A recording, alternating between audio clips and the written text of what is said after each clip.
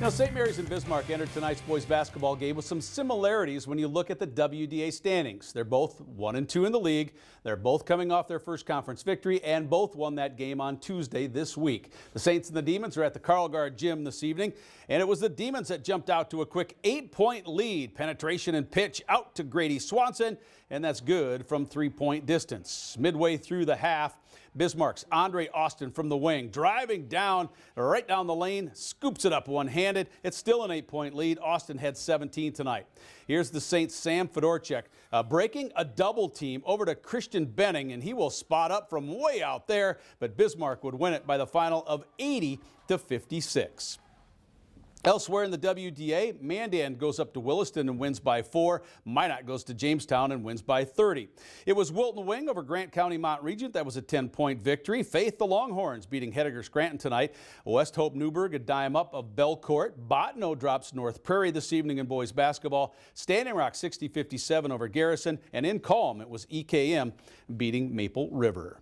Now let's check out the Saints and the Demons. It's in the girls contest. The Saints down in the second half, but closing the gap. Natalie Benning with a 3-pointer, and that makes it a 5-point contest. But Bismarck's Jersey Berg using a high screen right here, opening up a straightaway 17-footer. The Demons are on a little bit of a run at this point in the game. Then Bismarck goes to Berg again. This time she spots Morgan Johnson Colbert. That's a 3-pointer for her. The Demons go up by 10, go on to win by 10, I should say. 60-50 was your final. Earlier today in Dickinson, Trinity hosting DLB, and Trinity's Navea Tormashi spinning into the lane and scoring that one on the left-handed side. Here's the Lakers. Kaylee Werner going to Paige Bernard, and she gets a left-hander to go up and in. DLB's offense continues to roll here. It's Logan Yistas underneath, scoring on a little back pedal there. Trinity, this game was tight the entire way. It's Catherine Schneider going to her right and get that little baby hook to roll in, and DLB would win it 46-45.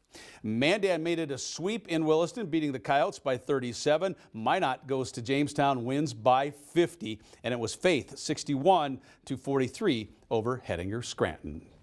St. Mary's is hosting Watford City and Minot on the wrestling mat today. The Saints had the first and the last match, so first up is the Wolves. Let's take a look here, starting at the 127-pound match, and it's St. Mary's Colin Fleck working hard to try to put both shoulders of Rowdy Mott down, and he would end up doing that to give his team a 6-point lead. Trailing 2-0 in the 133 match. It's a good sequence here for St. Mary's Bennett Grimm getting the escape and then a double-leg takedown. He went on to beat James Rasmussen by a tech. And there's Taylor Hine for St. Mary's in control at 139. He takes care of Strand Sorensen as St. Mary's wins this one by the final of 60-17 was your final score in that first match. Now let's find out how it went for the Saints and the Magicians in this one. As the third period comes to a close at 1:45, it's Joran Richter of St. Mary's taking down Evan Berg from Minot. Richter would eventually get a pin. No, he would not get the pin. He'd win, though, by a major 17-4. Following at 152, John Richter, one of the highest rated wrestlers at his weight in the state, taking on Caden Kraft. Richter would win eventually by pin. And then here's DeJarius Jones of Minot picking up a victory here as his team would go on to win overall. The final score was 41-28. Minot beat Watford City. That was the one that was sandwiched in there in wrestling. Dickinson over Sydney, and Dickinson also beat Baker on the wrestling mat, and Dickinson's gymnastics team wins its invite. They also have the all-around winner. All right, thanks, Lee.